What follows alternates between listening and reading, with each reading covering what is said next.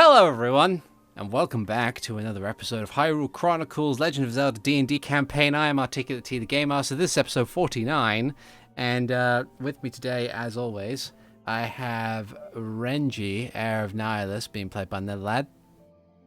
Always a pleasure. I have Hikan Sio, being played by Alvarance. Wash your hands. Absolutely. I have Always a pleasure. Ziden Shari, being played by Rubber Pirate. I'm not allowed to stay at home. I have work to do. I know that feel. And Same. finally, I have Max, being played by Keistrith. I haven't left the house in like a week. Okay, so what happened last time, everybody?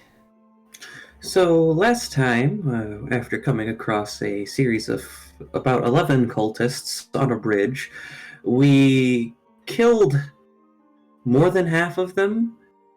The eight that were innocent, we killed half of them. 3 of which ended up going into the Twilight Realm because Renji made a pact and used magic to destroy these people. Thunderstep is not very accurate or very indiscriminate. It is very indiscriminate. It Yes. is indiscriminate.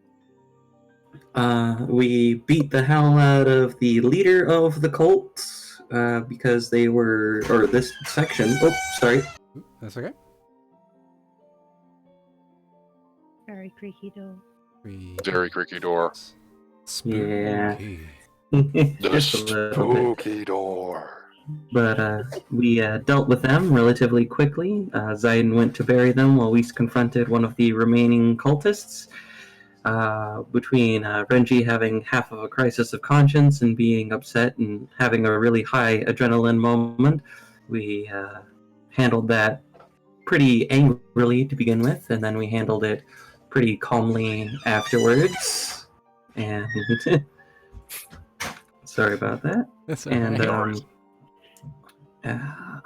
then, after we sent him on his way to go tell him about and told him where to look for a boneless religion, we went over to Drumnick Town, where we got a drink and met Captain Whitestone, who did tell us that Flaamgo was in town and had headed to the north towards Moblin territory. And we are sitting in the Moblin Kicker Tavern, if I remember correctly. Yes, you are. You're currently sitting in the Moblin Kicker Tavern, headed by a swarthy Goron, and has a Dynalfoss as a chef. And I'm just going to pause the music there. Still don't have any Drumnick specific music, so I'll just play something a bit more generic. But in the meantime, I also, before we continue, I want to preemptively apologize if, at least on the Twitch stream export YouTube version of this, the audio sometimes has a weird buzzing sound to it, which is like last half a second, it's just a buzz. I don't know what triggers it, but that is a sad side effect of how I need to utilize a mobile Wi-Fi thing to have enough, like a capable enough internet to stream the game in question. Yeah. But yeah, anyway, so returning onwards to our current situation, you are currently sitting in the Moblin Kicker Tavern, which is located in Drumnick Town, a small settlement to the north, just before the river that runs from Zora's Domain and empties out into the ocean. It is a kind of dour sort of low energy place, let's say, where people just do what they do to get on with their lives. But yeah, you've just been told that Flaamgo, the flamboyant wizrobe, has been in town and seemingly headed north to Moblin territory, it seems.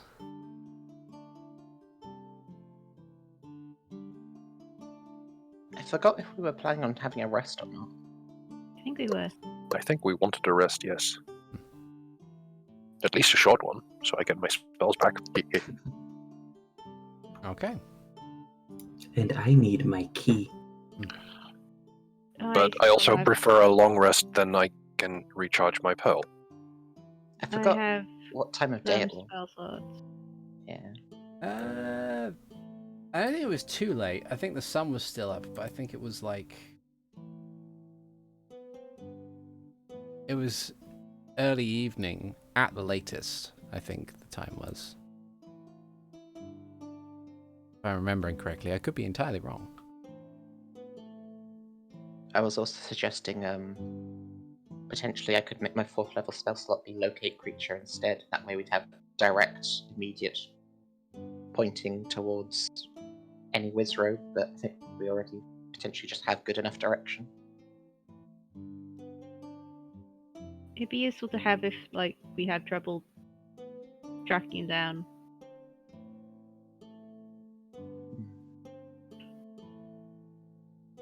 So yeah, a long rest seems to be the better consensus. That way everyone's more prepped up, and Okay. at least a short rest for the moment, so that way in case moblins attack. Good idea. Okay. But yes, if you were to inquire... So who would like to inquire about rooms? I can do that. He's our face. Yes. Yes, I am. I have the face. Okay. Yourself in the... There we go. So I will head up to the Goron, was it? Yep, the Goron, a squat Goron by the name of Ruckla. Ruckla. And he kind of looks to you. He puts down the mug that he was cleaning, leans on the bar, and says, "How can I help you?" How many rooms do you have available? Oh, now that's a good question. Around that corner over there is more of a kind of common room sort of thing. We have a few cots set up, but it's very communal. It's like 10 beds and a couple of rugs near the fire at the very least.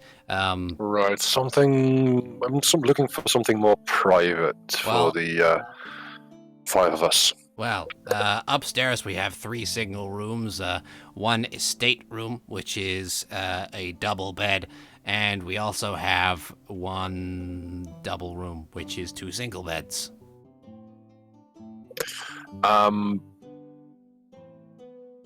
How much for either the 2 single beds and the 3 single rooms?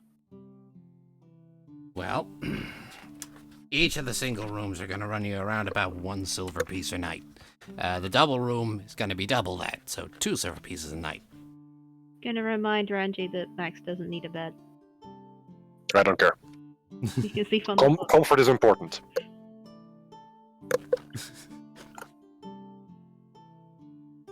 Right, so that would be 5 silver a night. Just out of curiosity, the estate room? Yeah. Oh, right. That's 5 silver. 5 silver pieces. Hmm. Okay. I will confer with my group, and I'll let you know which rooms we will want to have. Thank you for the information. I'll be back in a bit. Of And I course. go back to the room and to the table and explain the situation, what is available, what isn't, and just mention the specific prices for each room.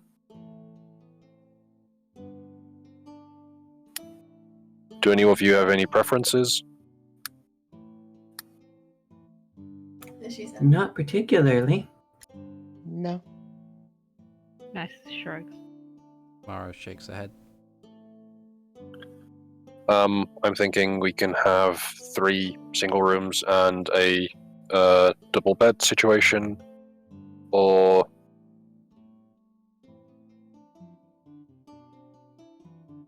no input.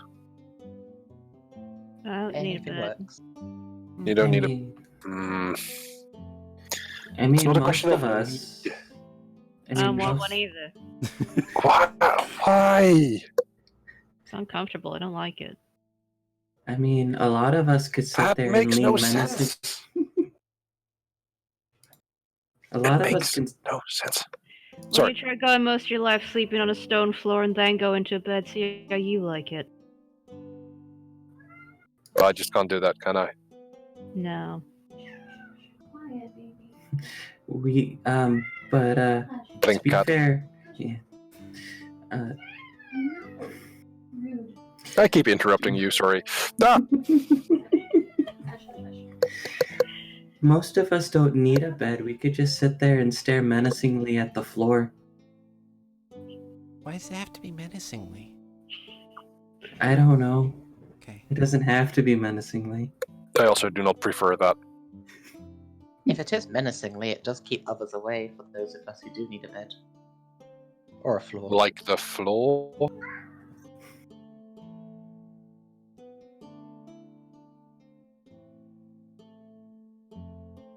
But it's also, if we get the estate room and we make that work, then we're all in the same area in case something does happen.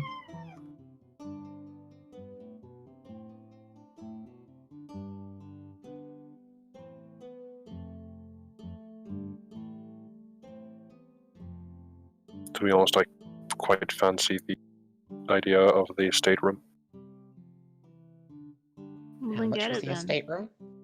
5 silver. That I sounds don't think fine that's to a me. problem. No, it isn't. Like, money-wise, it's Then not an let's issue go at with all. it. It is decided we will go with the estate room. Where is everyone else going to sleep? That is, like, my concern. I don't mind paying for the rooms. Max is giving you a very flat stare right now.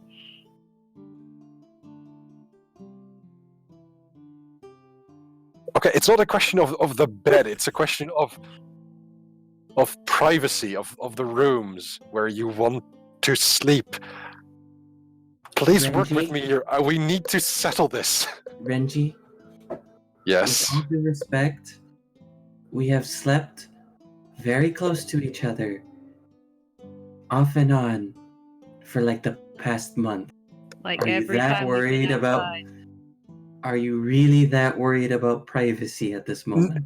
Not. And I look at Hikan. I put a hand on his shoulder. And I say, I trust you. I don't care about you or any of this group breaking privacy, like invading my space. It is other people that I'm concerned about. Who the hell else is going to be in there? Yeah. No one. That's the point. So then it sounds fine. Which rooms are we getting, though? I thought we settled the estate room. For, like, as one room, but there's 2 beds. Oh my god. Yes. Then get One for another Mara, one. Okay. one for Mara, and then one for Renji. While Yes, Max sleeps on the I want a floor, bed. and Ziden and Hikan stare menacingly at the floor. Ah! Let's just get 2 estate rooms. Are there 2 estate rooms? There's one There's estate room one. and one room with 2 beds. Yeah. And So, then there's 3 single rooms. so to, single bedrooms. to clarify the full bedding situation, there are 3 singular rooms, which contain a single bed, a chest, and a nightstand. And then there is a double room, which contains 2 chests, 2 beds, 2 nightstands. And then the estate room, which contains a double bed, a nightstand, a chest, a fireplace. And then there is the common area, where there are 10 single beds all lined up in a row in an open plan space, and a pile of rugs near the fireplace on that end. You didn't mention the estate room had a fireplace. It's the fancy So one. it sounds really like want you the estate have room now. you have the cheap I'm going from point A to point B motel room. But then you have kind of the family or like family traveling motel room with the 2 single beds, and then you have the like, I'm going on vacation, we're gonna fit 12 people in this room because we're cheap hotel room. The hostel room. Yeah. Mm-hmm. And I do not want to sleep in the hostel room. I figured. The fact that we sleep outside, sometimes in the rain, is a slight to Renji. But at least we have a blanket. So if you insist, how about we get the stateroom and one of the other one? In one of the double rooms, then. Sure. Okay. And Renji is going to put down. He is going to put down 2 gold. Okay. For the estate room and the double bed room. Mm. Say this is for at least 2 nights for food and drink, and possibly another night when we return. Okay. Sure. He takes the money, puts it on a shelf under the counter so that, in case he has to give you change at the end of your stay, then he can do. Mm-hmm. Writes it down on a little pad of parchment with a pencil, and then he presents you with 2 keys. One has a D on it, one has an E on it, and says, "Okay, so." Holds up the one with the D. Double room, holds up the E. Estate room. He provides you with the key, and he says, Seems straightforward. "Okay, so if you want to wash yourself for whatever possible reason you want to wash yourself, we do have a simple washroom which is just down over there by that corner. Has a stove in it with a few pots and some running water that you can use in order to heat up the water to wash yourself down." All right. Thank you for the instructions. Is there anything else we should be worried about? Well, if the bell rings continuously through the night, that means the town is under attack by moblins, so be aware of that. Okay, so be ready when the bell strikes. Gotcha. Yeah. Otherwise, nah, I don't. To be honest, nothing other than the moblins. Nothing has really happened in Drumnik, so I'll let you know if anything comes up. All right. Thank you. No problem. And I go to the rest of the people, and I put down the double bedroom key, and say, whoever wants to join me in the estate room, be my guest. I'm going to get a lie down. I am very tired. Ziden will glance at Mara to see where she wants to go, since she actually needs a bed. No, I think I'll go for one of the double room beds. That's okay. Ziden will join Renji.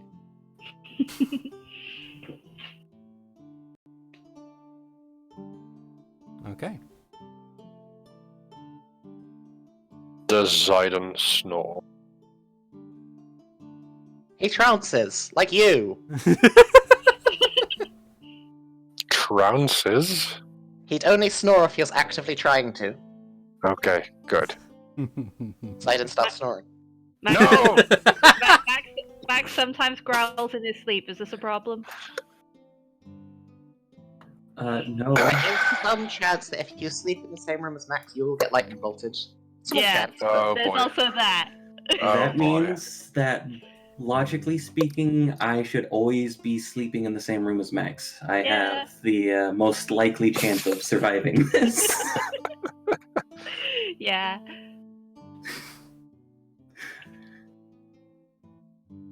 Okay. Me sleeping is a hazard. Ugh, I will take the least risk. So, if I I'll go, understand... I'll go in the other room then, with Mara. Yeah. Maybe a good idea. Yeah. So you're gonna let her get lightning bolted, okay. Dear DM's Guild, today I learned if you want to drop a puzzle on your party, just give them specific quantities of rooms in a tavern. It'll take them a while to figure out where they should go. Honestly, this is not Renji. This is literally me panicking about this. Okay, we have rooms now. Don't worry, we're sleeping. Yeah, it's go to bed. Does anything horrible happen in the night, or can we look at our spell slots? Let's see now.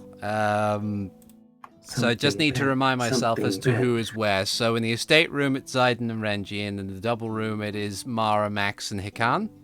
Yes. Okay. All right then. That's good. Let's see. I don't know if I like the way you said that. Ziden shall take Hikan's advice and stare menacingly at the floor whilst he trances. Just sitting on the bed staring at the floor. Yeah. Okay.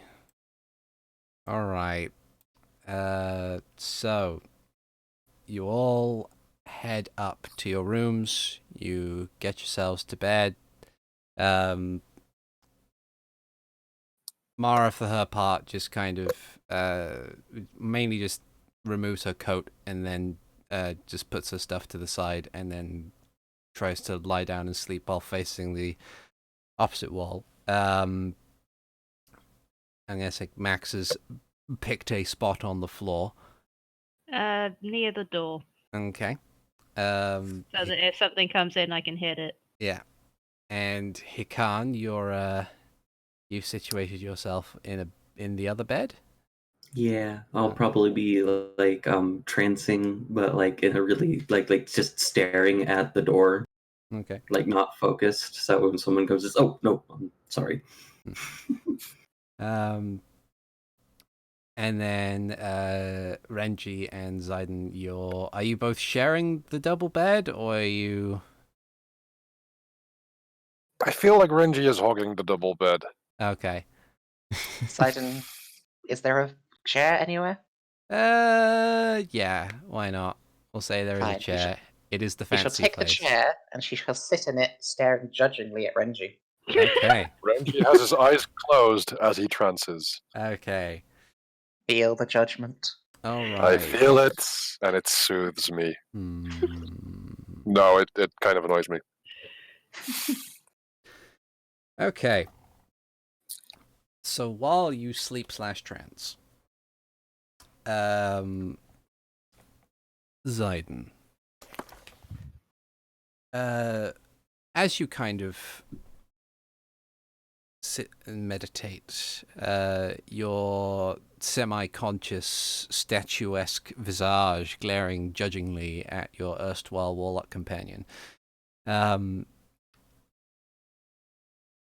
you begin to take note that the area around you is slowly and subtly changing.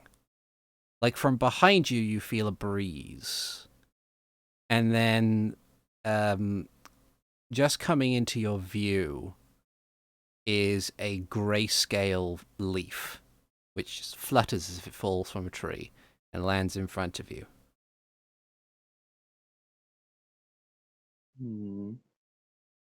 Ziden will attempt to stand up. You stand up. And we'll pick up the leaf to look at it. Okay. You pick it up. It looks like your standard sort of oak tree leaf, except the fact that all the color has been drained out of it. It also looks and feels supremely rigid, as if it's frozen. And your nature check does reveal that, for all intents and purposes, this is a regular oak tree leaf. Of a 6, I don't think he knows much about oak trees. Hmm. I wonder if they're supposed to have hard leaves. Probably not. But as you kind of examine it and you glance up, you see that more things of the room have been taken over by this grayscale sort of nature. Vines have taken over the walls, and there's more. There are branches kind of poking in through the ceiling, and you still feel that soft, gentle breeze. Renji, for his part, doesn't seem to have taken notice of the environment around you.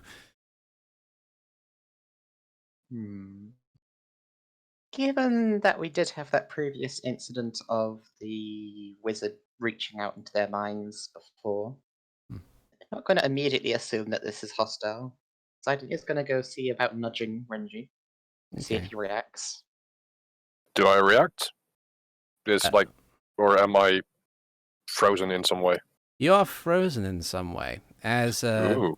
Ziden, as you reach out to tap at Renji, the moment your hand touches Renji, his form suddenly drains of all of its color, as well as the bed that he is lying on, which suddenly bleeds into the floor, which also takes away all of the color.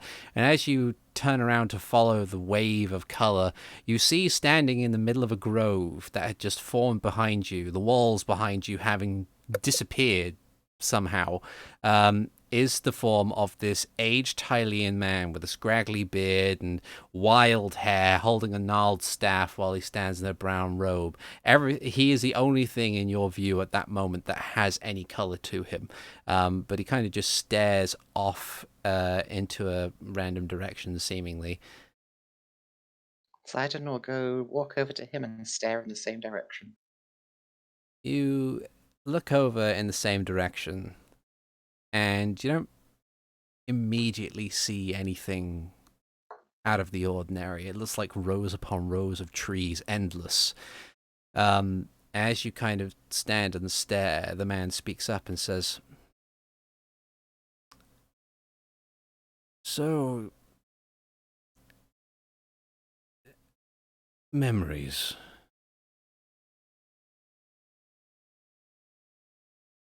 How much stock do you put in memories?"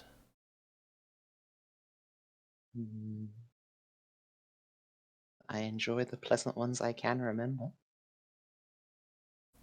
And the unpleasant ones? Try to learn from them.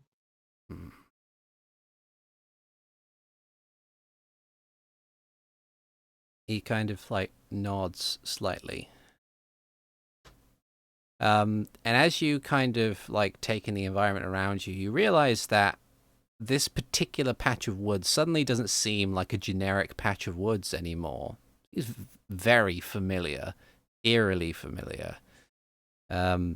You turn into a particular direction, you see what looks like an overturned log of a once gargantuan tree that has since taken, that you feel, you know, has since taken the refuge of some forest wildlife that has made it its home. You turn in another direction and you see a large stump, presumably where that previous log, that holdout log, had been felled once before. It looks cleanly cut, and you remember that being a place where a rather mischievous entity of childlike demeanor spent most of its time trying to either get you to play or to scare you off. And the man then speaks up again and says, "Is that why you have deigned to seek familiarity with these new individuals, the boy in particular?" I think I'm only out here by a random stroke of fate or luck. Yes, I can certainly understand that. Who might you be? That, sadly, is not information that I can pass right now. At this moment in time, all I wish to know is this. As cruel and benevolent as fate seems to be, oftentimes, for those of us of our age and older, in the winding paths of magic, in the indiscernible order of the gods and the chaos of the evils around us, destiny follows. And even though in such time and pain as things happen, it's hard to admit that there is a destiny to some things. But we have the option to follow it. And with the hand that is dealt to us by fate, I need to ask you, with the hand that you have been dealt, what is it that you intend to do?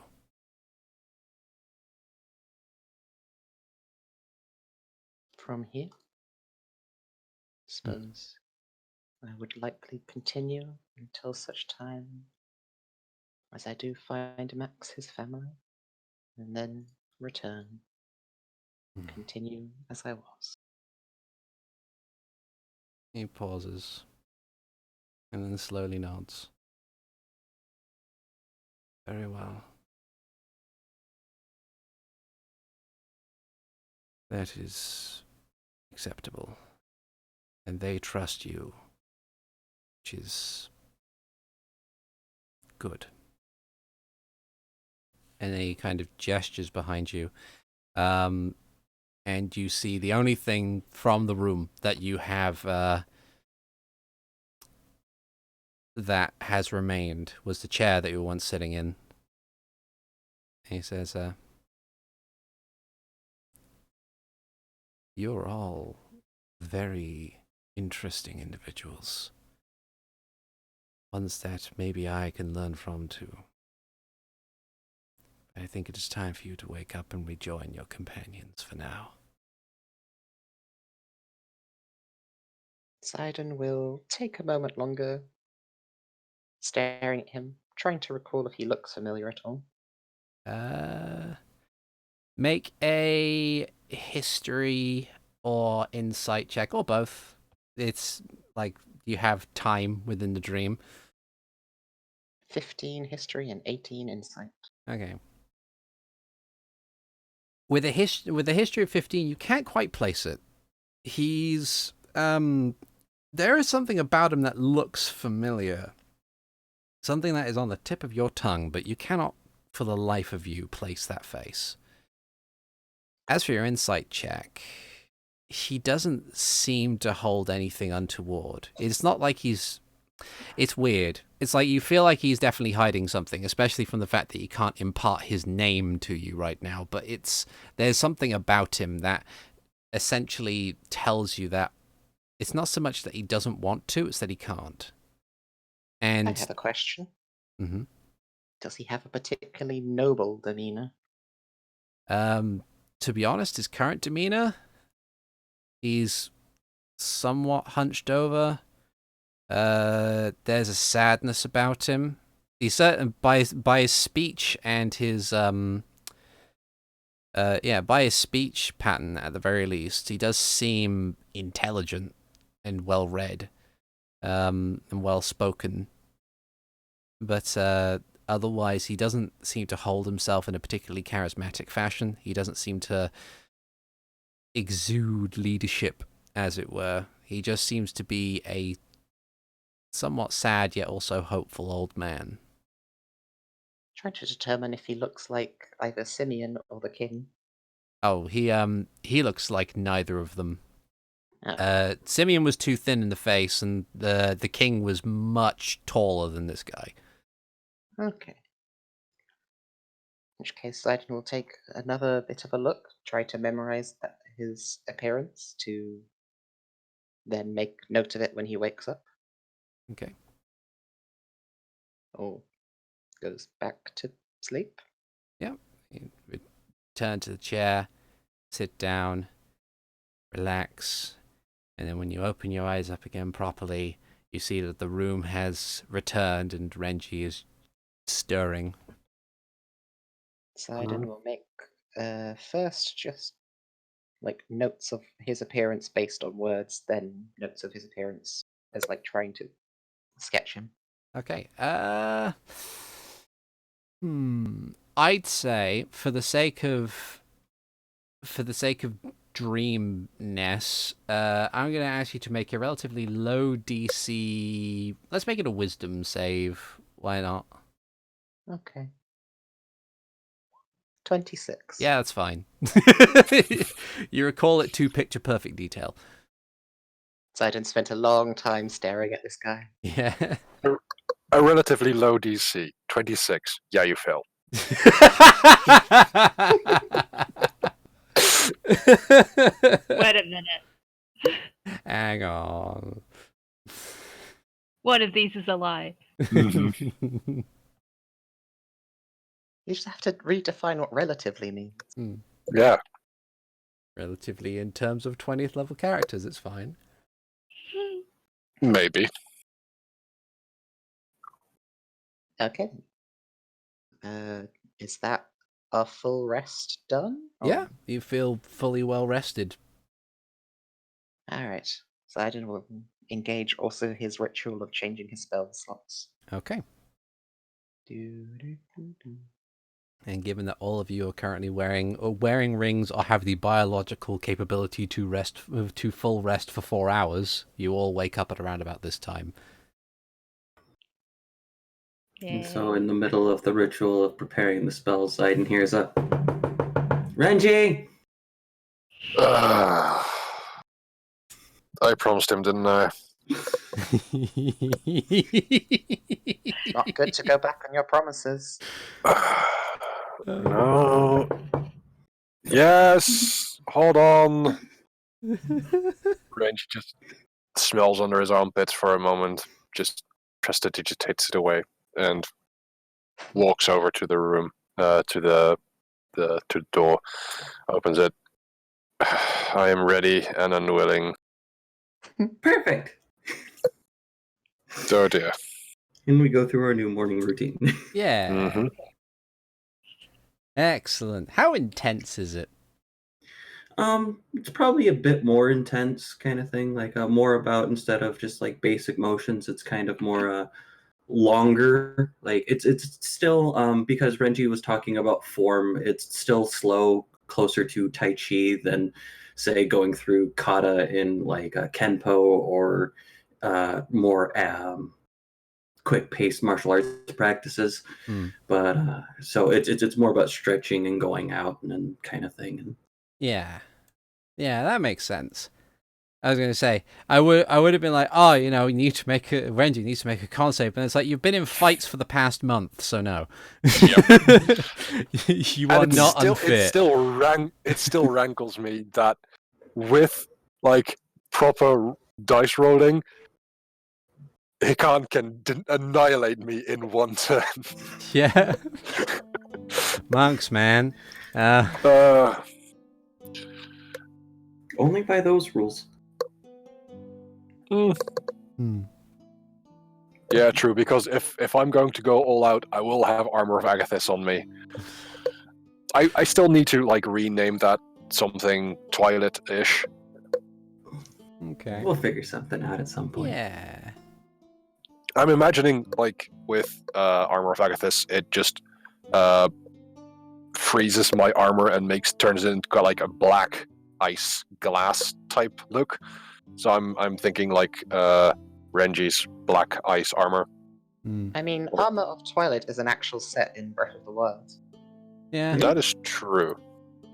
There's also, like, if you wanted it to be still ice inclined, but also twilighty, what's the name of the snowhead boss?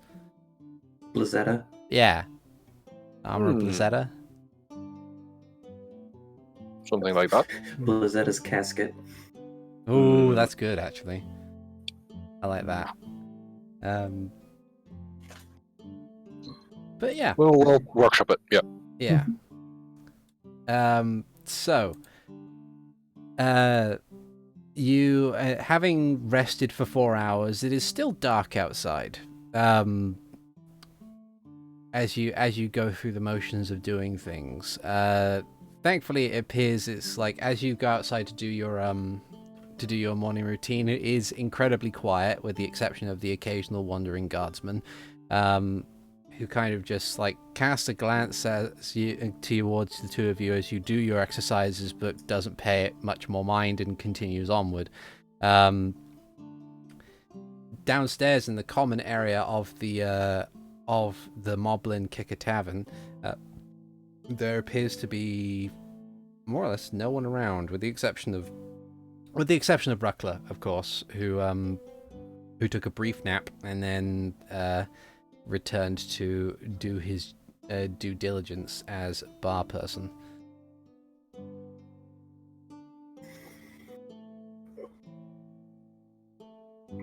Okay. Hikan's, since after the morning stuff happens, is probably going to go towards the north end of town to see if he can see anything, since that's where Flaamgo went and he doesn't trust the bird at all. Okay. Heading to the northern area of town, you find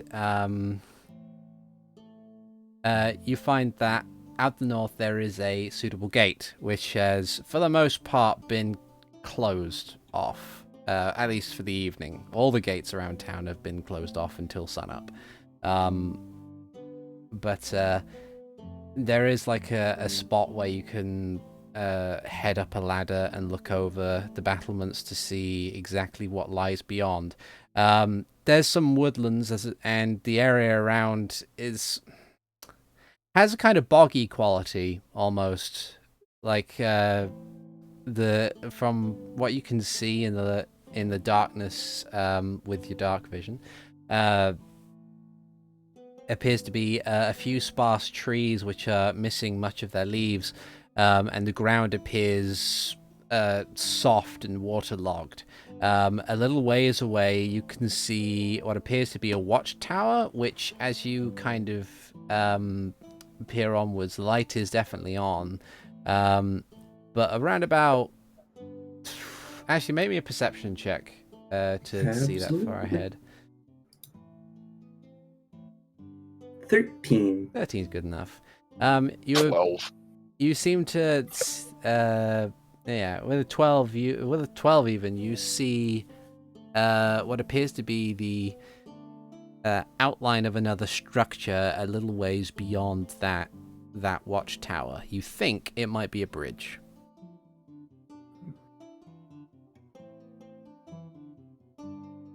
Cool. Well, at least they're not marching at us right now.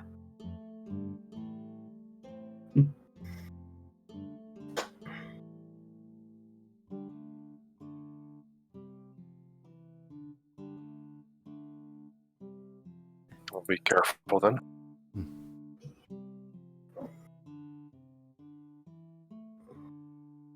What else are other people doing in the mornings? Waiting for the other two to go back. Yeah. Having breakfast.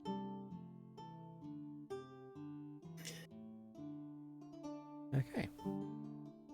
On the way back, Hikan.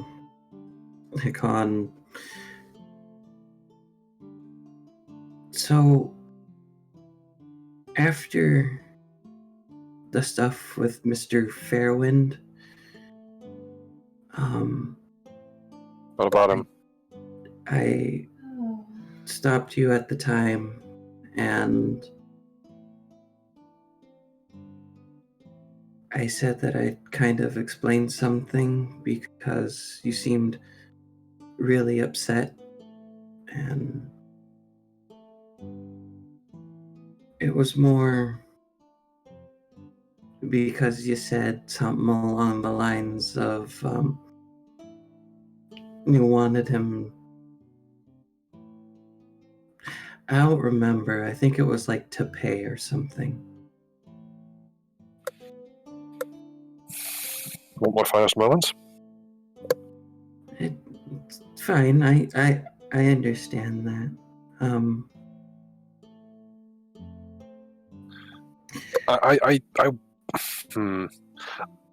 I would like it to mean that I wanted him to face justice,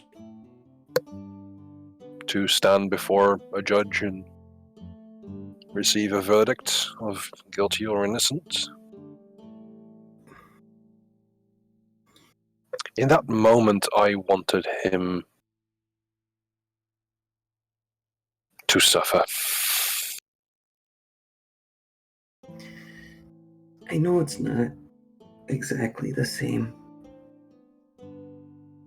but when I was in the village, when things would get tough or I wouldn't understand stuff, people would comment on it. And it wasn't something that that I didn't notice. And like when you're little, or sometimes you don't always think about what people are saying, especially if it's a negative thing about you. And I've always been a bit quick and really good at hiding and things. So there were times where somebody would make a comment about me being slow, and that's all that I would hear about it. And what I would do is I would let out the animals, or I would take something over to their crops. Stuff that was fixable, but still really annoying. And eventually it got to a point where I was doing it more often than working on how I understood what the people were trying to say, or asking questions. And I wasn't thinking, I wanted to feel like they were hurt or annoyed as much as I was, if that makes sense. And I suppose it does, some way. that's when I was sent away from the village and over to the monastery in the west. And that didn't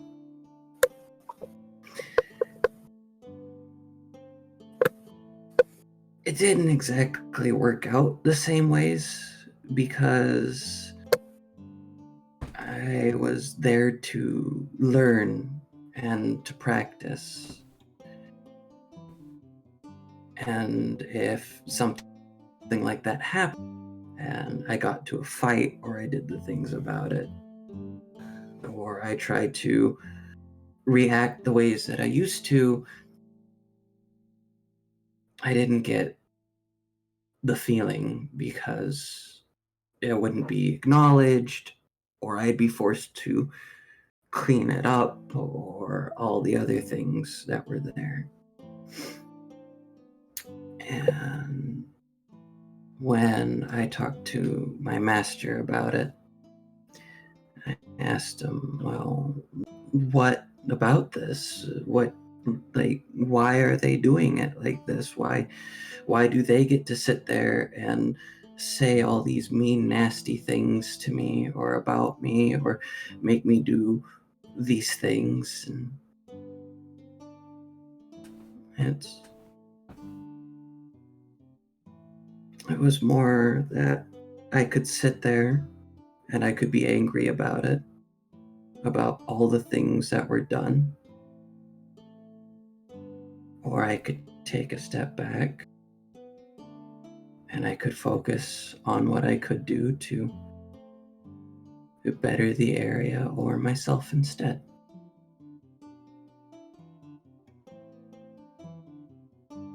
And there's going to be times where it sucks. But if I sit there and continue to be angry about all the things that suck, then I don't have time to enjoy the things that don't.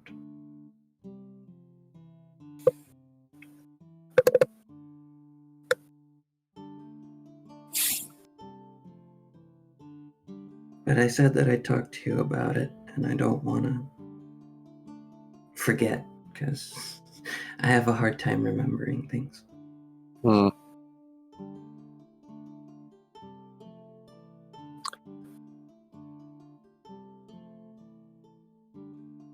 They're probably waiting for us. We should probably get back.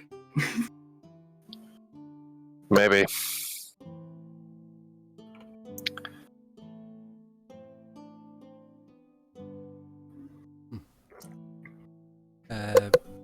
So you regroup with the others. I'm guessing all meeting downstairs in the common room of the Moblin Kicker Tavern. Mara is sitting with whoever is at a table.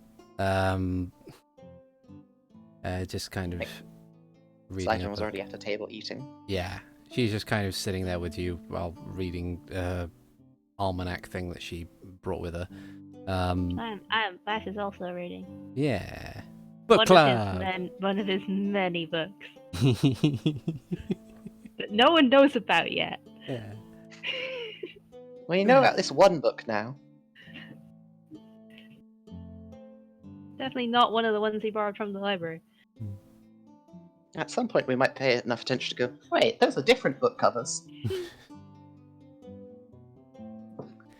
Yeah. After at least some time, you can see the sun begin to rise. The dark sky giving way to a rather pleasant orange. Still somewhat overcast this morning, but at the very least, it's not like raining or being utterly terrible weather. But yeah. And as everybody regroups, Mara looks up and says, "So, what is the plan, as it were?" Fighting some moblins, I think. Well, I wouldn't want to fight him, but if we can find Flaamgo, we'll fight if necessary. But I want to find Flaamgo and see what he's got to do with the cartel. I was going to ask, now that everyone's here, and Ziden will take out his slip of paper with his details of the strange dream man. Has anyone else met this man in your dreams? Now that I can ask it in character, does it look like the drawing that I gave Ziden? Yes. Yeah, there's another drawing of him in your bag. Max looks up and does it look like the one that he saw? Yeah. Max stops hyperventilating. Has Renji encountered this? Because I don't remember. I don't think you have. You haven't had. Yeah, you haven't had a dream with him yet. Yeah, I figured. I Renji have had only other gets dreams of the dreams. harvester. Yeah. Had other dreams.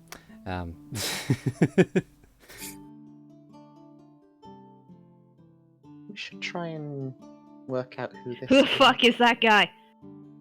What are you? What? Does anyone What did you recognize him at all? People are free to make history checks if they wish to. Okay. Max is thinking Based of- on sketches, 9. 9. 18. 18. Does he happen to be in one of my books? You It's know in the what? book you have open just right now. Let's go. A 10. 10. Yeah, the three of you can't quite place him. It's odd. Like, Max especially, you feel like you've you know, like you feel like you recognize him from somewhere, but even then, it's just this weird feeling of like it's oddly difficult to try and recall that memory. He's a bit busy panicking right now, so I can imagine why. Yeah. I'm gonna go up to Rukla and ask for a glass of water for Max real quick. Oh, sure. Give me a sec. He pours you a mug of water. Thank you. And then I'll take it over and place it kindly in front of Max. As I said before, dreams aren't real. It means he's not real. I mean, I've seen too many things in my dreams that are very real to outright say. Not real. why don't you want him to be real? Do your dreams hurt? Do your dreams remind you of all the really bad things you've seen and put through? Every single night. Was the dream with him like that? A little bit.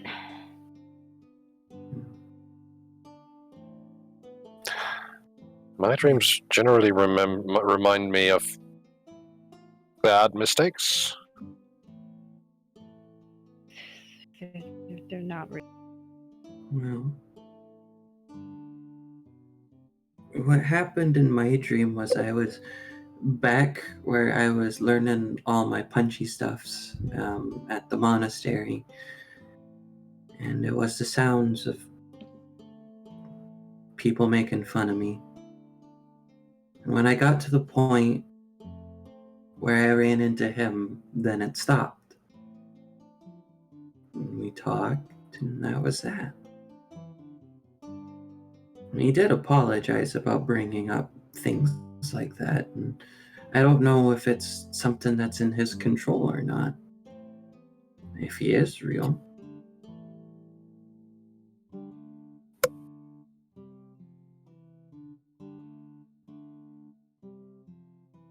Does Mara recognize him? Mara kind of just is. Her expression seems to read that she's kind of trying to recognize it, but also kind of glancing over every member of the party, specifically you, with a look of concern. Yeah. Did the bad stuff stop when he started talking to you? Not really.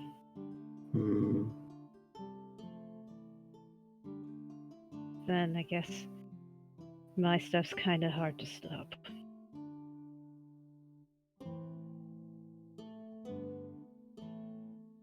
Max has managed to sit back down now.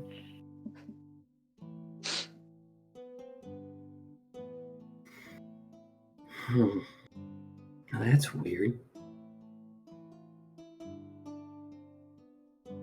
I told... Oh, sorry, Mara, I interrupted you. Oh, it's okay. I was just saying, dreams like that often, I think, and she kind of begins flicking through a book as a... Dreams like that are usually the kind of thing where, something external wants to either send a message to you or give you some level of guidance. I know that there are some texts that say when Hylians used to be able to hear the gods more, as it were, and she kind of taps her pointed ear and says, oftentimes that's the way it would take. It would be these weird cryptic dreams, but in other cases it might be a spellcaster, or maybe it's some kind of weird magical effect that might have attached to all of you from when we were walking around. You did say a magical warehouse exploded on you. So before that, so a spellcaster could be getting into our heads? What? Maybe if they're sufficiently powerful enough, but I don't know who would be specifically looking at you, and Max is panicking a lot more now. oh, I'm sorry. Sometimes, like, as said, there's. If all he is doing is trying to, like, what was the context of the dream? Did he say anything to any of you, or? He seemed to be judging me regarding something. He asked me if I wanted his stick if it could change people's minds. Okay.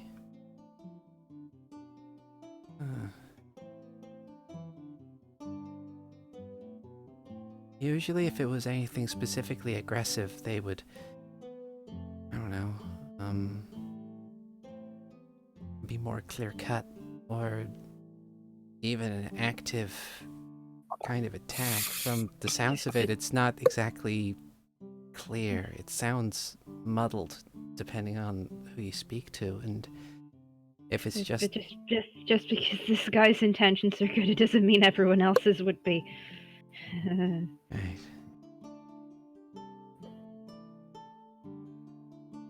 As said, something of... Yeah. There might be ways to get around it. Give me a couple days. I'll see if I can... And she holds up a book, so I'll see if I can find something that might be able to protect your dreams. Thank you. She nods and offers a small smile.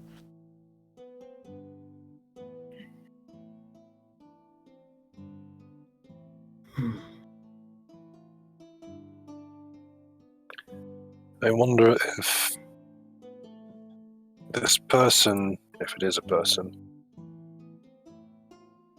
he appeared to all of you, save for Mara and me. Maybe you're next. I just wonder if I already have a connection.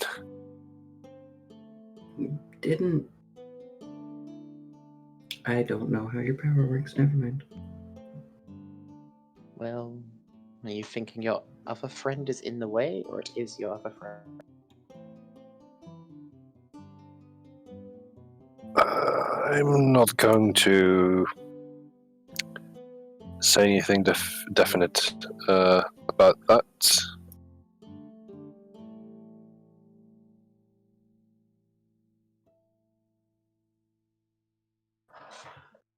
Well, he seemed to be giving the impression, at least, that he was limited in what he could do or even say. Did you get the feeling there was anything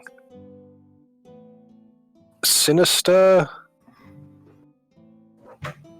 about it? Not specifically. It's most likely not my friend.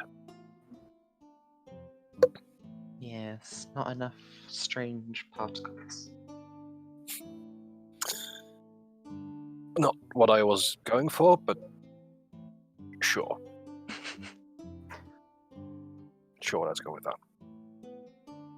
Well, we can always keep these sketches asked around every now and then if anyone recognizes them.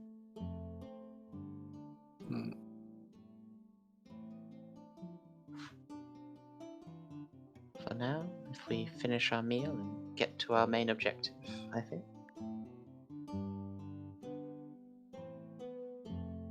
Sure thing. And with that, you finish your meals, and after maybe a little bit of time has passed, to allow the gates to open, I'm guessing you head on out to see if you can find fucking Flaamgo. Not just Flaamgo, fucking Flaamgo. Fucking Flaamgo. And then kick him him in the nuts. Oh. He's a bird. Does he have that? Yeah. Does he even have those? Ah, I should have kept polymorph. Could have made sure he would. Oh god. But yes. And so it is that you head northwards, heading over the bridge, and so you leave town, you follow the dirt path that that goes past the watchtower, and you encounter the bridge. It's a fairly big bridge, well made, robust, constructed of wood and steel rivets and stuff. That kind of just is propped up over the river. As you do so, you let's see, any general adventure music. This will do. All right. Yeah. As you do so, you enter into what appears to be like a kind of marshy sort of area.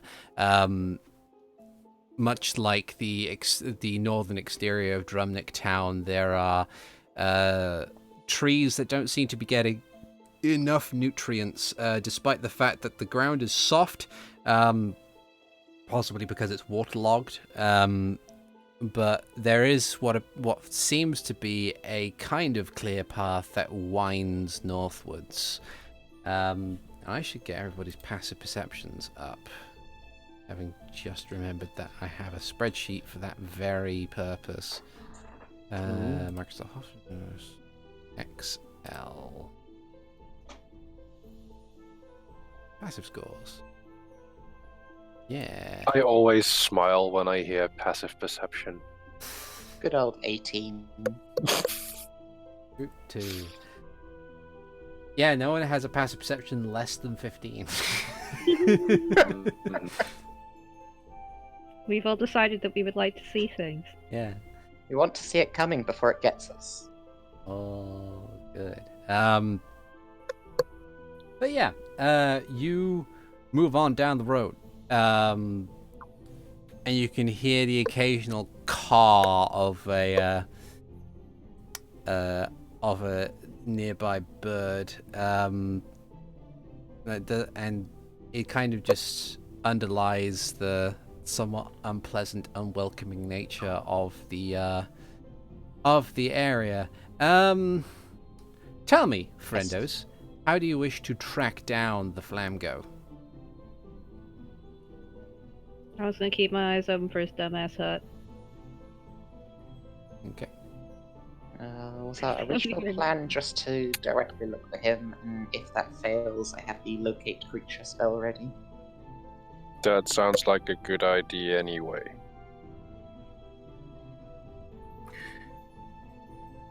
There's trees nearby, right? Yeah.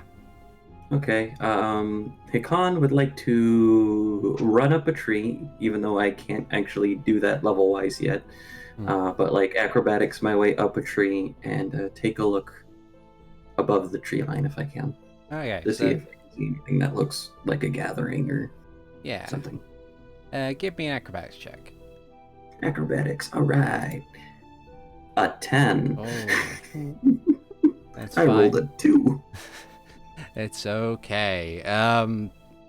Yeah, you find a tree, and you begin to spring and swing up said tree. I say a 10 is enough to get there. As you prop up, you said you're looking for his hut, or his hut. Like a general kind of glance over if it looks like things are kind of gathering in an area, motion, things like that, you know. Okay. Give me a perception check. Absolutely. An 18. Okay. So with an 18, you see a few things from your perch. Way, way off in the distance, you see what appears to be a column of smoke from what you would assume to be some kind of campfire.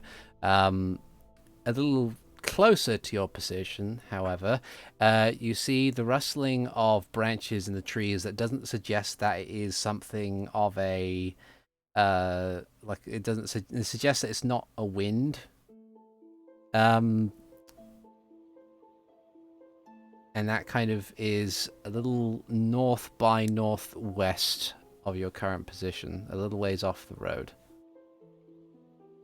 Something like big in the trees, just Yeah, kind of like guessing on it, just something big that's not like birds or anything like that. Yeah, so something sufficiently large, but it is something sufficiently large that is moving branches in trees, but nothing that you can see above the tree line just yet. Okay. So then I will go ahead and slow fall my way down the tree. Mm-hmm. And so over that way, and points towards the north by northeast, there's motion, something big moving trees and branches and stuff. And over that way, there's something that looks like a campfire. Fast or slow? The creature.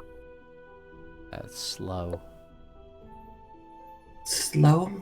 Yep. Oh, I'm with you in a sec, guys. I say we start with the creature. Who's closer? It might be something. We know that Flaamgo likes creatures. He did want to get a lionel.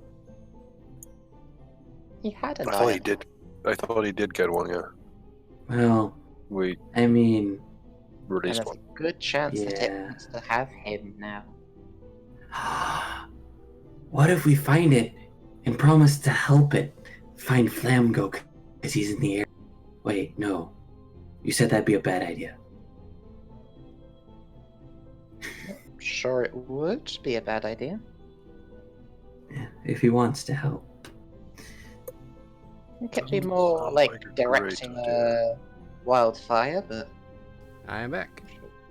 Welcome back. Hey, here. What did I miss? Oh, we were sitting there talking about things that the creature could be. Okay. You mentioned the lionel. So we're going to go investigate the creature first. Okay. All right. So you head over to the area where you saw the disturbance in the trees. Moving ahead, as you do so, all your passive perception scores are good enough that you can hear some chatter a couple 100 feet away between the trees. And it sounds like deep and bassy and very basic. Does it sound Blinn? Sounds Blinn. Can I make out any of it? It seems to be a conversation between at least 4 individuals, all of whom kind of are discussing amongst themselves something that they've found. Sounds like people have found something. I'm talking Blinn. shall we sneak closer? Always a good idea. Alright. Give me stealth checks, everybody. All right. Oh, with stealth. For extra security. Nice. That's the Extra bad guy. beans. That's the That's 22. 26. Okay. 15, 25. 16. And 16. See, mostly I did it for Mara's sake. Yeah. Okay. All right. Yeah. So all of you sneak further ahead, and through the tree line, you see a group of 4 moblins who are kind of poring over this find that they have uncovered. It looks like the ruins of a very small hut that they are just kind of staring at. In Blinn, one of them, the larger one, or the larger and more well-armed one from the looks of it, says, "Oi, right.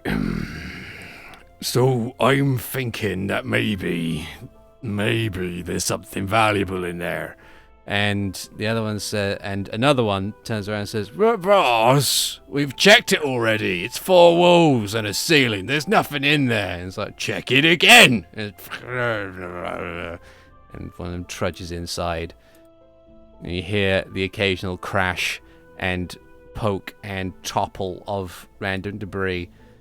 And the one inside pokes out and says, "I don't friggin' find anything." And it's like, "Arr, arr." Do I get the impression that they caused the state of this house? Make an insight check. 13? Not really. By their disposition, you feel like the place was ruined beforehand, and they've just stumbled upon it. Gonna miss the others. Looks like they just found it like this. The house, I mean. There does appear Is there any... Oh, go ahead. I was going to say, there does appear to be scraps of something on the floor, but it's clearly something that the moblins haven't deemed worthwhile, so they've kind of ignored it, more or less trampling on it. I was going to ask, does it appear, because we've been to a Flaamgoian establishment before, is there anything that screams Flaamgo here? How colourful is it? Make an insight check, because the last time you encountered Flaamgo, it was just a rundown shack, sort of south of Hyrule Castletown. And that's an 18. With an 18, you think it might be a Flaamgoian estate, as it were. It is a small, nondescript, kind of out-of-the-way building on somewhere near a dirt road in the middle of buttfuck nowhere, and it appears that maybe there was more to it. The size of the possibility that the creature may have been one of his pets gotten loose might indicate this could be a Flaamgo establishment, or could have been. Unsure as to whether or not it's past tense right now. Okay, so kind of like when we all left the establishment after he did, the place kind of fell, kind of thing. Yeah. Okay. So, yeah, Hikan just kind of stares. I'm not sure if we're going to try diplomacy because we have somebody that can speak Blin, or if we're going to wait for them. Moblins known for being diplomacy-able. Well, Hikan and Renji would know that there is at least one moblin that you've encountered that has worked with humans before, and that would be Thief Stealer, all the way back with Briggston at the very start of the campaign. But otherwise, it's difficult to say. Shall we keep it at not very? Yeah. Does diplomacy carry a big stick? It might be that you're relatively of even number, even though you outnumber them by one person, that they might not see fit to diplomatize. They might, you get the impression that because they are not so thoroughly outnumbered it would be impossible to fight back, that they might attempt to try and intimidate you in exchange. That might help with that. If numbers are what we need, I can get us numbers. I have major image.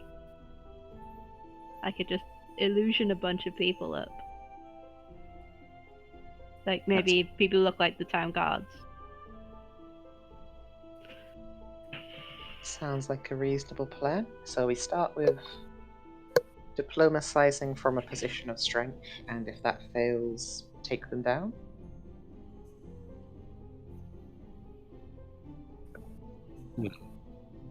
Alright then. And town guard as our accompaniment. Yeah. It's like 10 of them. Sounds good. Okay. No, actually, fill a 20-foot cube, so like 8. Okay. So you cast Like around these trees here. Yeah. And Max will walk out through them. Okay. You cast your image, and the image of 8 guardsmen apparate. Ziden will walk along to add to the numbers. Okay. I think Renji is going to keep it within the shadows still. Yeah. Mara will remain hidden. Over here. Move over here. The guards will follow behind me. I think I can move it. As you march out in the open, the big one turns around and raises its spear at you. Says, "Oi!" and says in common, "Oi! Who goes there?"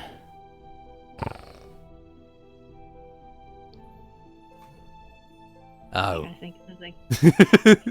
It takes him a moment to realize how many there are. Master's just gonna stare. It's like there's a pause as the others kind of, like the other 2 raise their halberds. The third one inside pokes his head. Is like, "What? Oh, right," and like gets out, raises his halberd, and then as you kind of stare at him, the bigger moblin just looks and then lets a hand leave his spear as he counts the number of you. As he's doing that, Master's gonna say, "Find anything interesting in there?" Turns around to the moblin who just left and is like, "Did we find anything interesting?" He's like, "No, we didn't. We've been at this for hours and we haven't found anything." Hours. And another moblin who hasn't spoken yet says, "Yeah, hours. We've been here for 2 hours at least. We found this place. There was a big crashing noise, and then we found this place. Wasn't here before. Wasn't here in like the last couple of days. Well, it was. I think someone said it's a. Did Skullbasher say he found it? And, yeah, Skullbasher said he found it. And it's like, oh, okay. Yeah, so we've been searching it for a couple hours, but there hasn't really been anything. Well, there's been this junk, and he kind of pokes at the pile of stuff on the floor, which, from it, what you can see is a mishmash of papers as well as something made of linen or some kind of cloth.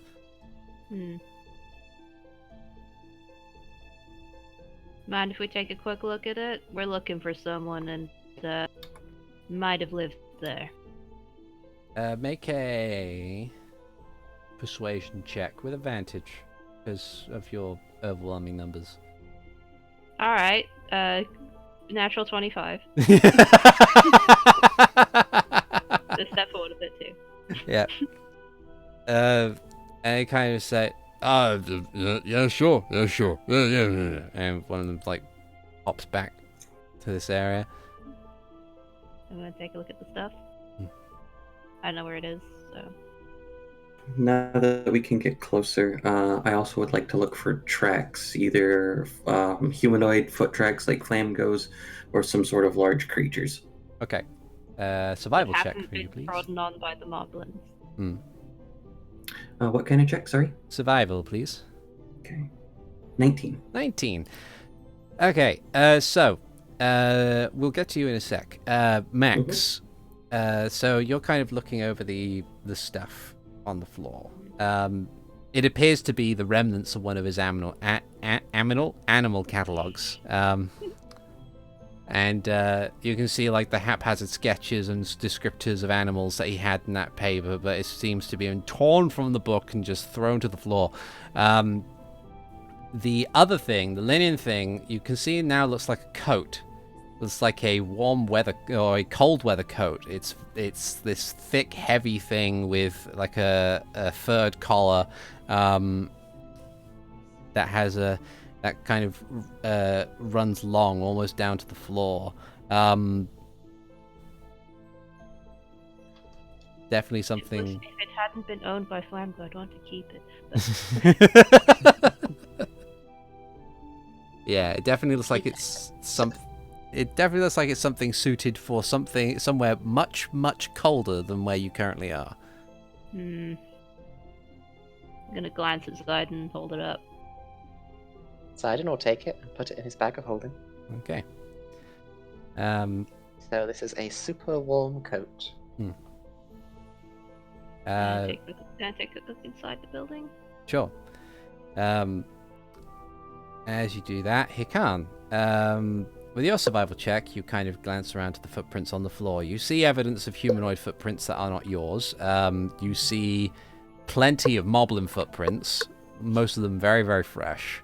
The one thing that stands out is that you do seem to find a set of footprints. They appear to be a four-toed, clawed creature, the actual foot itself being very big. You estimate that its size category might well be huge.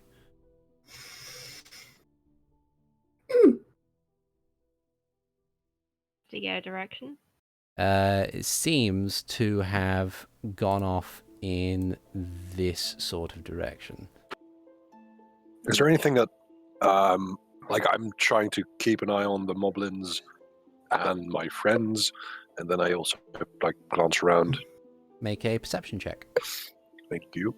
and we'll get. Does it look like the humanoid footprints are following the huge creatures? 4, so that's a 12. 12. Okay. It doesn't look like the humanoid footprints are following it. They seem to be incidental. Like, the humanoid footprints, for the most of them, seem to be going in this direction, or in this direction. The actual monster seems to be heading in this direction. Okay. So, Max, as you kind of peer inside, you see that it doesn't have the same sort of space displacement as the first time you entered a Flaamgo pet shop. It seems to be whatever indication that there might have been something else here seems to have been removed. Like it seems almost as if when the building is destroyed, its space-changing properties has been lost. Yeah. I remember that. I was thinking, does it look like it used to be bigger on the inside? I mean, because that would confirm it was his place. Yeah, there's indications like there's pieces of cage and crates full of food and stuff, or crates of what used to be full of food. Seems suspiciously eaten by now. But yeah, it seems like there'd be indications that there was something of a pet place here, but with the size of the building, it wouldn't be enough to contain animals of any sort, truthfully. Especially with nothing else around here. Well, since there's probably not much else. Yeah. I think we're done. Renji, with your perception check, you think that you hear some rustling from behind you. Oh no. And I carefully, slowly turn. Okay. As you carefully and slowly turn, make another perception check for me. Oh, thank goodness. 16. 16. You have a look and you see within this muddle of foliage and underbrush, there appears to be a pair of sizable eyes staring at you from the shadows. It passed by stealth? Yes. Oh shit! Your stealth of 26. Oh shit! Sizable eyes, you said? Yeah, about the size of like soccer balls. Oh god. Okay. In the instance, do I notice anything in particular about them? Are there slitted eyes? Are they round pupils? What color? They appear to be slitted eyes of a kind of yellowy green variety. Okay. I take a step back and summon my rapier in my right hand. Okay. As it watches you move, the eyes move upwards, And the rest of you can hear the rustling and the breaking of twigs as a long-necked creature with reptilian features peers over the top of these sets of bushes and trees and looks down. After a brief moment, another one pops up, and a third, and a fourth, and a fifth, and they all kind What of are you doing? stare at you in this kind of mesmerizing fashion, and the one in the middle just kind of goes... I'd like everybody to roll initiative. Okay. Hi, Tra. Oh wait, hold on. I need to clear it. There we go. It still had the initiative from the previous fight on it. So, Roll again. yeah. I'll put my actual one in there. I rolled an 11 and will put it at 11. Let's try that. There we go. All right.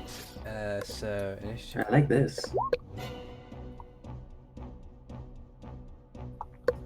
The mob brute. Initiative of a regular mob.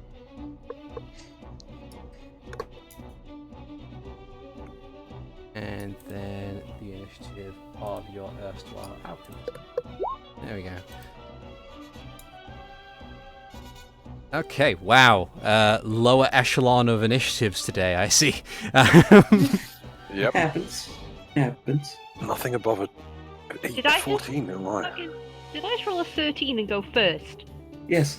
Okay. I rolled a 2 on the die. I'm sorry. This is gonna be great. Yeah. Well, My 7 and my 6. A 3 and a 2 on the dice as well, yeah. Alright, so, the Moblin, the head Moblin, the Moblin brute, turns around to see this creature and is like, get him! And he's going to raise its spear, and move over here and huck it at the Hydra. And crit misses. It disappears off into the forest. And he's like, oh. And that's literally his turn, Max. The illusion guards are gonna turn and basically pretend to move in a sort of curved line around here-ish. Okay.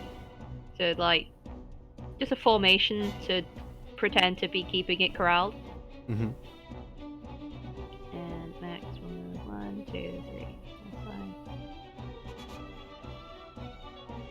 5, 6. Gonna say that. Just get into a position where he won't hit Renji in the back. Yeah, something like that. Yeah. Curve more the other way, Okay. I see ya. because they've got spears. Yeah. They're not real spears, but they're spears. So something like Yeah, that. curving away from it, yeah. Okay. And this thing is big and scary, and I don't like it, so fucking lightning bolt. Okay. You take a Boom. DC 16 dexterity saving. 25. He gets a 16 exactly. Taking 13 lightning damage. As the bolt rips through its body, all the heads kind of reflexively just hiss in unison, snarl, and yeah. On Moved and done stuff, so yeah. on the Moblins goes. They don't have any ranged attacks, so they're going to move over here. They're going to use their dash action to reinforce these brave guardsmen. Hmm. I'm so proud. And That'll do for the Moblins. Renji. I am going to just throw an Eldritch Blast at the Hydra, but before I do, I'm going to curse the Hexblade on the Hydra. Okay. Yes, that made no sense. What the So hell? I will do Hexblade's Curse on the Hydra, and then it knows that I'm there, which sucks. Hmm. Because I want to do... well, no, I can try and hide on bonus action. You're a rogue. Because I is rogue, Hmm. and I is level 2 rogue. Yes. And I want to hide, try and hide behind this bush. Okay. And do I just roll another stealth check? Yes, please. I will do a stealth check. 12. Let's see how its perception does. 22. It's a 9. Oh, a 22 because it's still pass without trace. Yeah. That's about to Okay. go away, but for the moment. Yes, that is true. And now I'm just going to cast Eldritch Blast on it. All right. And I will roll with advantage because I'm in hiding. Okay. Yes. Yes. Then I will attack the Eldritch Blast, and that's a 12. I rolled a 4, a 2, and a 2. Unfortunately, that is not enough to bypass the armor class of the Hydra, as True. the Eldritch Blast glances off of its scaly hide. That is one beam. Mm-hmm. Do I still have, because it's the same attack, do I have advantage on the second? I might need to read up. I think with Eldritch Blast you fire all the bolts simultaneously. Yeah. Yeah. So. Or at least close enough to simultaneously that it doesn't really matter. Yeah, I'll read up on it, but for the moment, yes, we will assume that you still get advantage. Then that's a 22 for a 4 points of damage. Okay. Sounds better than nothing. Zap. Yep.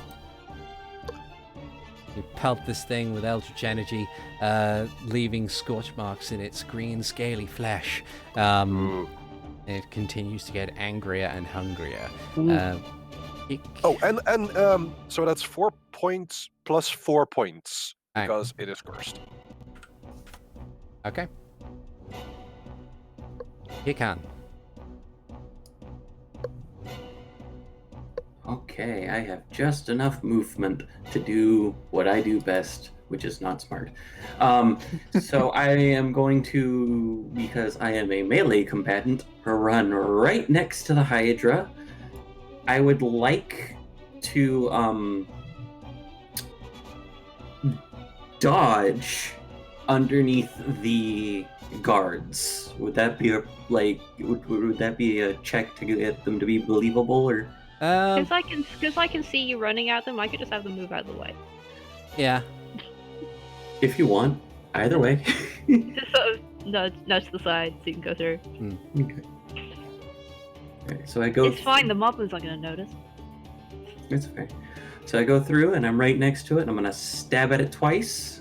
Okay. That is a 26 for 6 because I'm not doing the lightning thing. Okay. Yeah.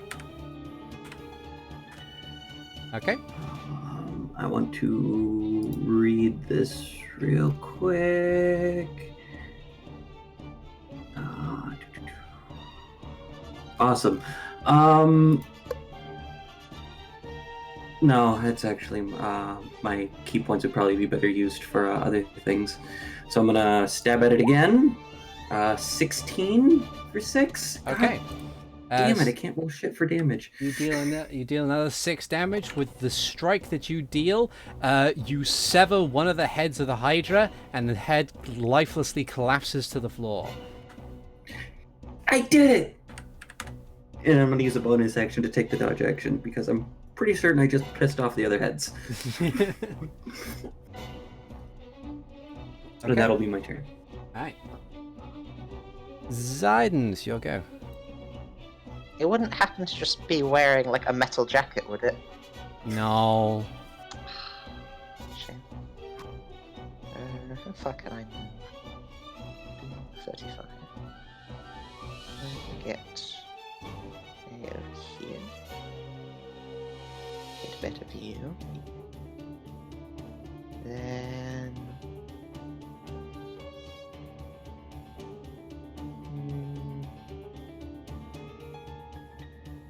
I think the best thing I can do here is engage some kaiju action. Summon a giant snake. Okay. I'll put it there so it doesn't get attacked before it actually gets a turn. Okay. And let me roll for its turn. Which is 17. Okay. I will add its turn to the initiative.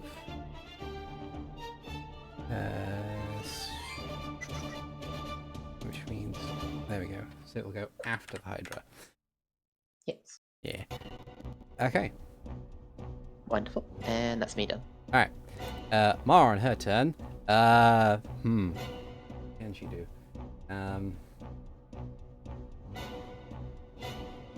She's going to hide back here and search through her book to see what she knows about Hydras.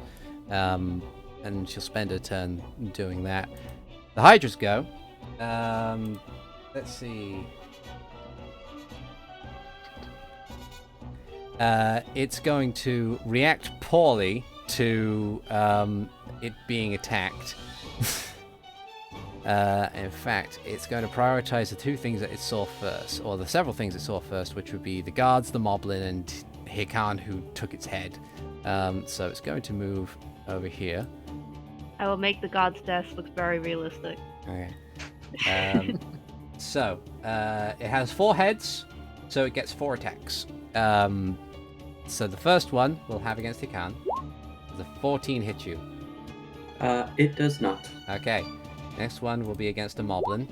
It's 26 for 7, which is a hit.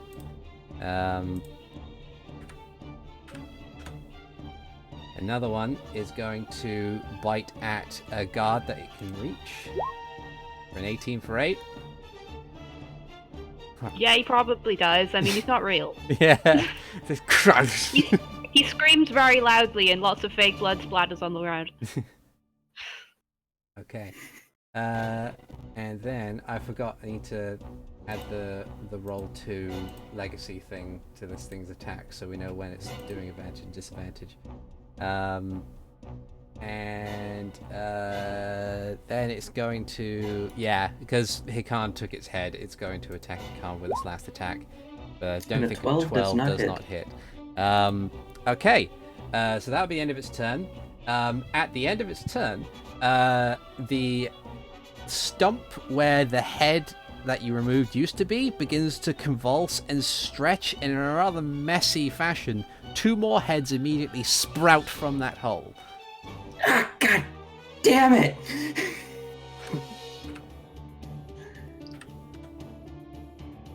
And there we go. All right. Okay, that is entirely it for the Hydra's turn. Giant snake. Snake. Go snake. It will attempt to constrict for a 20 to hit for 19 bludgeoning. And they are automatically grappled, restrained, escape DC 60. Okay. Big snack, give Hydra a hug. Why are you rolling with... Oh, I was going to say, why are you rolling with advantage? Because I assume that the Moblin's on the side of attacking the Hydra. Yeah, we'll go with that for now. Let's see. So, To be fair, the 20 is the first roll that it rolled too, so... Yeah. Okay. So snake wraps around the creature. Grapple. Creature is restrained. So its speed is 0, its attacks have disadvantage, and attacks against it automatically have advantage now. And it has Okay. disadvantage on dexterity save throws. Alright. Okay. Then it's the Moblin. or the head Moblin. Going to, going to run over here. He's going to use his dash action to get over here, and then on the ground he's going to pick up his javelin that he carelessly tossed away, and that'll be his turn. Max. The guards all, make general poking motions at the Hydra, being all harassing and shit. Yeah. And move it a bit closer. And here. Inside here. Yep, a lot closer because I want to start slapping it, but should have firebolted it, because cutting off its neck seemed to make more problems. I'm gonna try and aim for the body or the limbs or whatever else I can see. The firebolt. Yeah. The 20 to hit for 17. Okay. 20 hit 17. All right. Whenever it takes 25 or more damage in this turn, one of its heads dies. Okay. I'm not cutting a head off though. It is not cutting a head off, but yeah. So as you do, the bolt flies through one of the more senior heads, I should say, and the head falls limp down to the side. Yeah. Good job. I did it. Yeah. I just glanced up and went, wait, that was a cantrip. Mm-hmm. We are past level 5. They're good now. Yeah. Yeah. Okay. So anything else you want to do on your turn? Can't. I think I needed the bonus action to move the guards. Okay. Sweet. All right. Then it is a Moblin's go. This Moblin, who is in range and has been nommed on, is going to use its halberd to strike at the thing. It does has advantage. Yeah. 15 is still not enough. No, he does have roll 2 in Moblins. Alright. Okay. So that's it for its turn. This one's going to run over here and attempt the same thing. Okay, apparently the roll 2 on the Moblin character sheet doesn't work today, so we'll just do this. 13 is not enough to hit. This one's going to rudely stomp through guards in order to... 2 of them get crushed. Yeah. In order to strike at the Hydra. With 23 to hit for 9. Wait, roll again. Oh yeah, okay. Just in case Case it's of a the crit. crit. Nice. Oh yeah, extra 1 damage. Extra 1 damage. Woo. Okay. Nice. And that'll be the Moblin's goes. Renji. Renji's going to try and do the same trick by hiding behind the log. Okay. And those they hide now? Oh, that's perception. My bad. That's a 19. Okay. That's a 19. Oh wait, no, it's concentration. No. And, yeah, so that is a 9. Yeah. You could argue advantage given it's sworn by everything else, but... Yeah. And then it may have disadvantage on perception. Does a 24 suit you? Yeah, I think that'll see you either way. Yeah, Yeah, they'll see me. So... just going to do the Eldritch Blast. That is a 23 for 2 force damage Okay. on 1 hit, I believe and a that... 28 for 12 force damage. Hey. Well... So that plus 8 is a total of 22 points of damage. you But remove... Renji, The creature is restrained. You already had advantage. Oh, Oh yeah. then Reroll your first one. Then I have to re-roll my first one. Yeah. Just Let's see if it's a crit. to see if it's a crit. That's a 27, which is a crit because Hexblade's Curse crits on 19. Okay. So Add the yeah, 8 to the damage. 2. add an 8 to the 2, yes. Yeah. Oh yeah. So Well- in total, that's 30 points of damage. I was gonna say if a head wasn't dead already, it is now. Yes. Although Thank you. you have your advantage plus on there. I do have my advantage plus on there because every advantage that I roll with charisma or dexterity or wisdom is with dexterity, intelligence, wisdom, or charisma is reroll one of the dice. Elven accuracy. Sheikah accuracy. Indeed. Okay. You're welcome. Thank you. Hikan. And while everyone else is doing their fancy stuff, I'm gonna make a little bit more room for my new Moblin friend to get a bit more comfortable rather than crowded. Mhm. And Got up on the Hydra's back. yeah.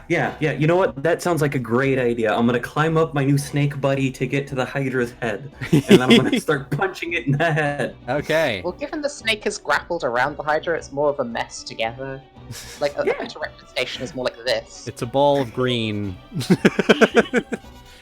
A writhing So It's, just a, to make sure it's that just I'm a not gonna- giant pile of lizard. Yeah. So just to make sure that I'm not gonna punch my snake buddy, I'm climbing up the snake to get to like using the wrap around as a ladder to get up and just start punching the Hydra in the head. Nice. Okay. I am gonna put my javelin away as my object interaction thing, so it's just punches. Ziden's thinking he should have summoned a blue snake. That's a natural 20 Okay. for 15. Okay. It's a 16 for 9. Okay. Flurry of blows. 21 for 7 more. Okay. And 21 for 7 more. Okay. So that is. I killed another head. Yeah. 24, 31, 30, 38. 38, yep. Damn. All right. Yeah. You utterly obliterate another head of the Hydra as you just beat into it as much as possible. Stop growing heads! How many heads is it down to now? 3. Okay. And yeah, Ziden. So there isn't really enough room to add another giant creature to this encounter. No. And I realize now all my spells that do damaging are AoE. Let's see what else I got. The only thing I can do at this point would be just revisit missions here behind the shield line. If it's anything with a dex save, just throw it at me. That's just gonna pew. 25 to hit for 7 piercing. Okay. There we go. Roll 20 just took a moment to catch up for me. 7 piercing damage. Okay. I think you plant an arrow in the head of another Hydra. Oh. Wait, that arrow is made of metal. I could heat that metal. A possibility. I think the snake's probably more useful. Yeah. Okay. Mara's go. Mara is going to put away her book, rummage through her pack. She's going to grab a flask out of that pack. And she's going to run as far as she possibly can. Let's see. How far away is that? Oh, that is well out of her range.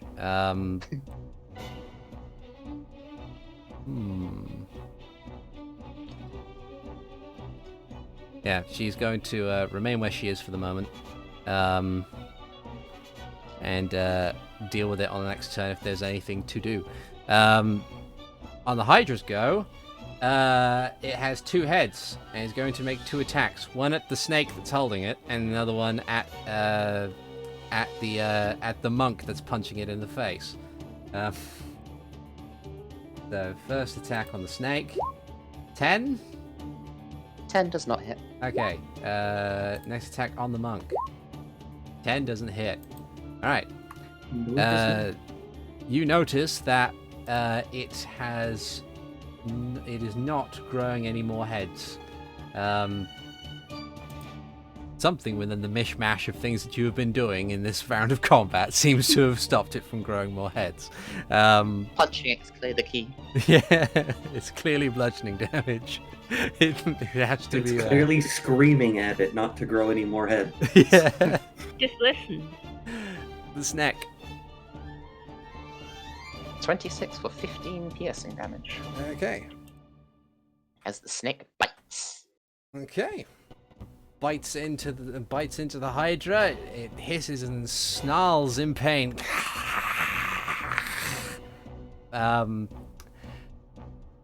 this it's not looking like it's this thing's day. Does the snake have anything else it wants to do on its turn that it can do? No. Okay. Moblin. The Moblin Brute is going to take its javelin and poke and get a 19 for 7. It joins the kill count and takes out a head all of its own. Hey. There is but 1 head to remain. Max. Can I get it? Oh boy. Very good line there. Didn't you say? You're setting up a line, huh? I tend to do this.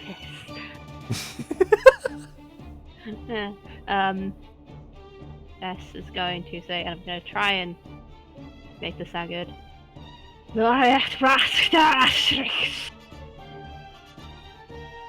And fire. Ooh. 30 damage lightning bolt. Passes for 15 total damage. Although I'm wondering, it is held in place by Snack. Does It that has disadvantage on dexterity saving throws. Oh, okay. It's It 7. just does. Yeah. As So, scream. in time honored tradition, how do you want to do this? Okay, so basically, as it's one head left, right? Yeah.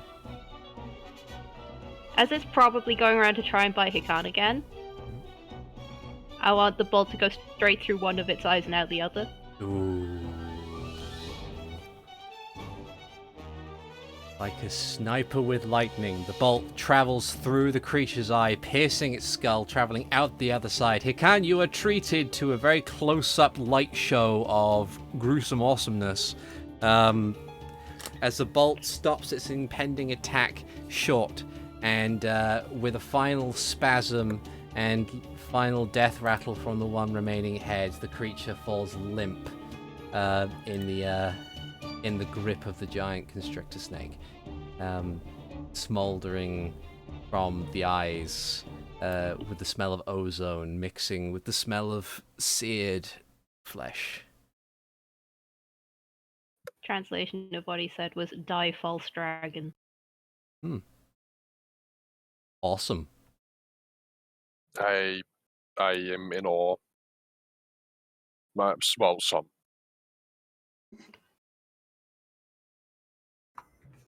Hikon's gonna sit there and stare at it for a little bit, making sure that it's not moving anymore. It grows heads, who knows what else it does. As soon as it stand there and breathe for a bit, the false guards are gonna just sort of shuffle away from the moblins. The moblins I'm not taking any chances. And, and they just get to work hacking this thing into pieces. And Mara just kind of like sees this happening quietly, sidles up with a flask of alchemist fire and says, I guess it's done? I guess so. It would As I seem that walk way. over to the group. And then I look over at the moblins and I whisper, may not be done yet. We should go. Good idea. Ziden would like to take a chunk of Hydra, partly to get its scales and partly out of curiosity of what it tastes like. Okay, make a survival check for me to see how well you carve the beast. Or the moblins assisting. Basically assisting. Yeah, you know what? Yeah. It's a big thing. So 27 then. You can probably have one of the heads. Yeah.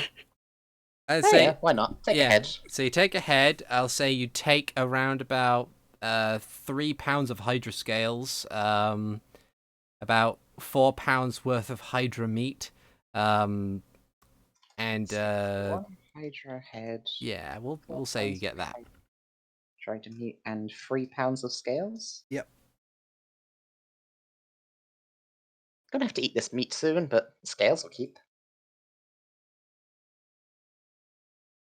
Okay. Also, my snake exists for an hour, so we have a snake friend now. Yeah. So you have a big snack. As we leave, the guards will move behind a tree, and then I will make them disappear Okay. to end the spell. Ziden will thank the moblins for their assistance. The big one says, well, I haven't had one of them around here before. Not really this thing's territory. I don't think anyway. Any of you seen anything like this before? And they all just kind of simultaneously shake their heads. They say, no. Hikan also shakes his head. Oh dear. Ziden will ask if they are particular fans of ale. Yeah? Yeah. Alright. Hmm. He will provide them with a barrel of ale in thanks. Oh. Oh, thank you. And they'll like, You're welcome.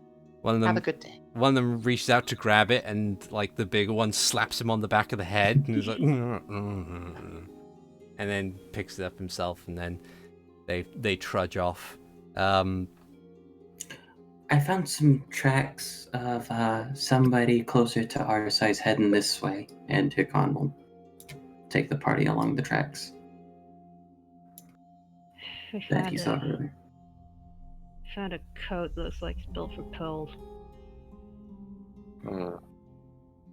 Ziden will show the cloak that he's taken.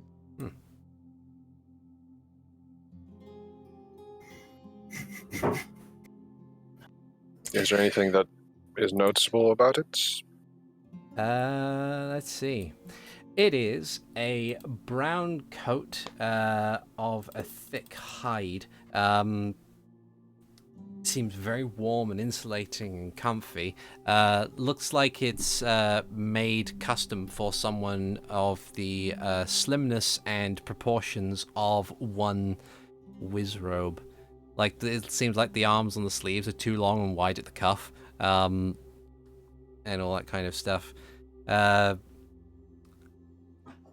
yeah, the main thing that you note as well, again, is that the coat seems that it would be for somewhere specifically very cold, and the only place that any of you can think of that would get that cold would be Snowhead, north of Zora's domain.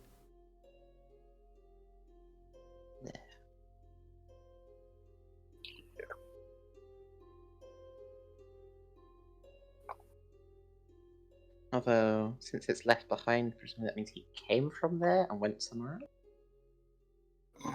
Maybe? The tracks were still heading north, right? Yeah. Ish. Ish. Let's keep tracking the tracks then. Okay. He might have, or he might still be on his way there. Because if you guys found that there, it looks like what he would normally do for a place, since we were at his other shop. So maybe he was trying to set up shop here to be closer to Snowhead. Wasn't that where the thingy said that one of the other big members of the cartel thing was? Should we have our own quick investigation of the place, or did we already? Good idea. Yeah. So you have a bit of a scan over the area. You don't really find much more than what Max found while diplomatizing with the Moblins. It appears to be a small, ramshackle hut made of stone and wood that appears to have been caved in slightly. What's left appears to be pieces of cage, little bits of scraps of paper that have been left over from Flaamgo's catalog, boxes that you assume would contain feed for animals or general other food, but all of it seems to have been ransacked and possibly eaten. Can't imagine by who. It feels like the debris here seems like there might have been stuff that would be stored in this building, but to a degree that the building should be much bigger, which kind of coincides with what you know about how Flaamgo operates.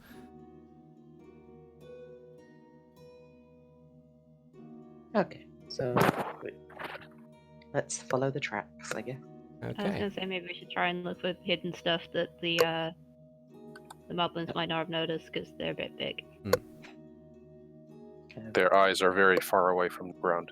Yeah. Things hidden under rocks or under Yeah, floor. or like secret safe, stuff like that. Okay. We will cover Hikan that. will assist with moving things when it comes to that point. Yeah. We will cover that next time. As we are getting on a bit. Thank you everyone for joining us. My name has been ArticulateT. I have been the GM. This has been episode 49 of Hyrule Chronicles, Legend of Zelda D&D. With me as always, I have had Renji, Heir of Nihilus, being played by TheNetherlad. Thank you. Good night. Stay indoors. I have had Hikan Sio, being played by Alvarance.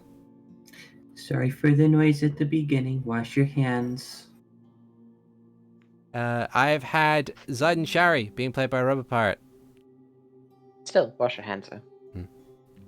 And I have had Max, being played by Keestrith. Hi, and please do all these things so I can live, please. Yeah. It's all for me, just so that I can live. Yep.